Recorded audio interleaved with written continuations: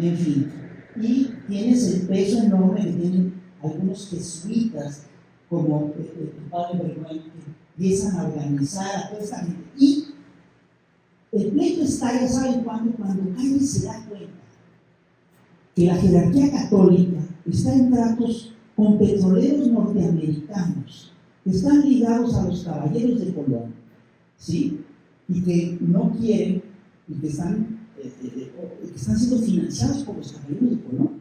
Entonces, cuando Calles se enoja y aplica por primera vez, logra una ley que restringe realmente, que castiga por primera vez la incursión del clero en política. Y entonces los curas se organizan y estallan uno de los movimientos más sangrientos, uno de los episodios más sangrientos del siglo XX mexicano, que es el movimiento cristero. La rebelión cristera es una rebelión que empieza a principios de los 20, termina en los 30, y es una rebelión que le costó al país 200,000 muertes. Para que le den la escala al asunto, en aquel entonces el país tenía 20 millones de habitantes. 200,000 muertes es el 1% de la población. 1% de los mexicanos murieron en la rebelión cristera. Y era una rebelión radicalmente conservadora. Buscaba la abolición de la Constitución de 1917 y de la de 1857 y de la de 1824. Quería regresar al régimen colonial, que era un proyecto de restauración liberal. Era claramente un proyecto de restauración similar a los que impulsaban Hitler y Mussolini en Europa. Y la Revolución Cristera fue una rebelión popular. Jaló mucha gente, sobre todo aquí en el Bajío, en Guanajuato, Jalisco, Aguascalientes, Zacatecas. Aquí es donde se dio la rebelión. Pero, y ojo, fue una rebelión enorme, terrible. A la gente le prometían el cielo y se los cumplieron.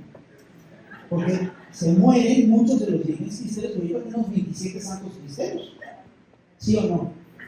Y hay santuarios cristeros, todo eso. Imagínate lo que es para un ferviente católico que te prometan que vas a ser santo. Aunque hayas tenido una vida licenciosa. Si das tu vida por la iglesia, vas a ser un pinche santo. Muchos dieron la vida y hicieron cosas tremendas. Y hay que decirlo también con toda claridad, el gobierno reacciona con violencia y comete verdaderas atrocidades contra los cristeros y contra las comunidades cristeras. Y ahí es una guerra tremenda, es una guerra brutal. Finalmente esta guerra termina con un armisticio en el cual el Vaticano interviene y el Vaticano dice ya, se acabó el pleito. Y fíjense que durante muchos años fue un misterio quién encabezaba la rebelión cristera. Ya se sabe. En todas las crónicas, lo que nos dicen los generales cristeros es que obedecían órdenes de una organización ultra secreta que se llamaba la U. ¿Ya se sabe quién era la U? Era el episcopado. El episcopado se reunía, tomaban acciones, era el episcopado y tenía vínculos con el Vaticano. Lo sabemos porque hay documentos desclasificados del Vaticano que así lo confirman. Pues fue una rebelión netamente religiosa. Fue una rebelión hecha por la Iglesia, fue el último intento de rebelión militar que hicieron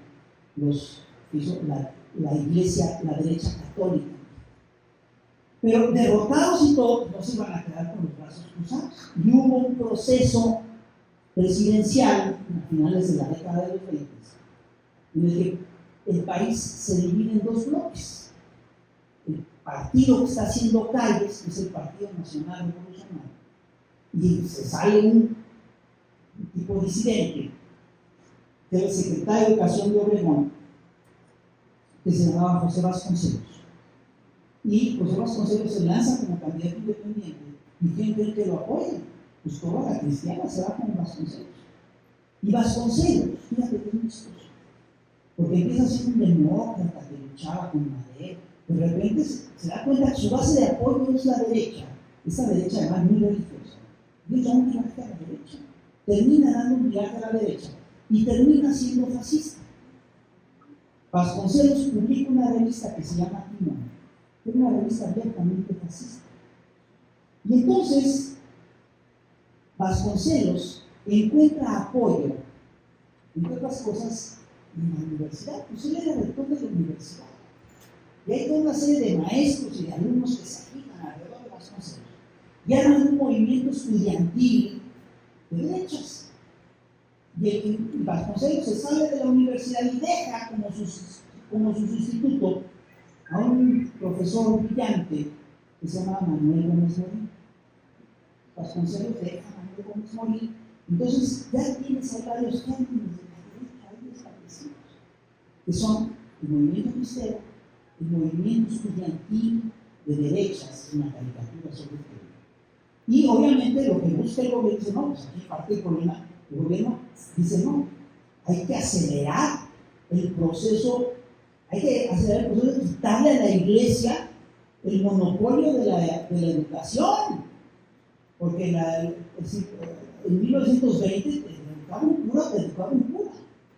Entonces promueve Calles y Cárdenas, promueve un proyecto de educación pública, libre, gratuita, laica, y la llaman, y creo que fue un error, educación socialista. No porque fue una educación doctrinaria, no enseñaban a Marx ni nada de eso. Llaman socialista porque es la educación del estado de bienestar, del estado social. ¿Sí me explico? Porque defiende el proyecto social plasmado en la Constitución del 17.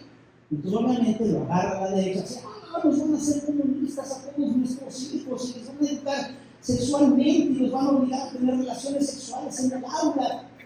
Todo eso sacan, es una cosa increíble. Y el proyecto de educación socialista, si ustedes lo revisan, es el proyecto de vanguardia educativa que hemos tenido en México más importante. Es el mejor momento de la educación en México es cuando se da la educación socialista. Y ya tienes ahí la resistencia. Y hay movimientos, fíjate, los rescoldos del movimiento cristero se van contra los maestros rurales, porque mandan maestros al campo y los cristeros les cortan las orejas, los degüellan, los matan, los cuelgan, les cortan la nariz, les cortan la lengua. Es una cosa brutal la que hacen los cristeros. Ahora que nos vengan a decir que los santos cristeros son una maravilla, no es cierto. Y después organizan la derecha, se busca organizar como un movimiento, y organizan lo que es el movimiento sinarquista. Esta es una caricatura sobre el movimiento sinarquista. Y el gran dirigente del sinarquismo es este señor, que se llama Salvador Abascal. Salvador Abascal fue padre de Carlos Abascal, que fue secretario de Gobernación en tiempos de Fox. El señor que pide que quiten a Aura de las lecturas de su hijo. Pues el papá de este señor directamente. Y Salvador Abascal, los sinarquistas, obedecían directamente al episcopado. Cuando Salvador Abascal renuncia, le presenta su carta de renuncia al episcopado, para que ustedes vean que es una cosa directa.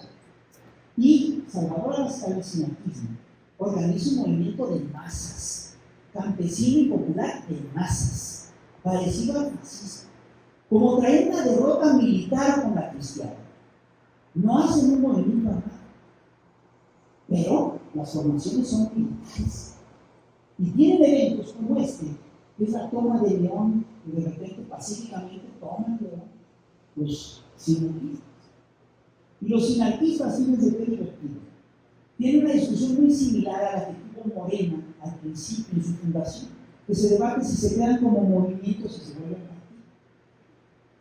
Y ahí ganan por los sinarquistas que se creen como movimiento. Pero entonces, los sinarquistas se crean como movimiento, pero hay un sector que impulsa que se haga un partido, y ahorita vamos a ver qué sector es ese. Pero ojo, este no es el único movimiento de extrema derecha que se dio en México en aquella época. En aquella época había sectores extranjeros que venían acá, que tenían grandes vínculos con el fascismo europeo. La comunidad alemana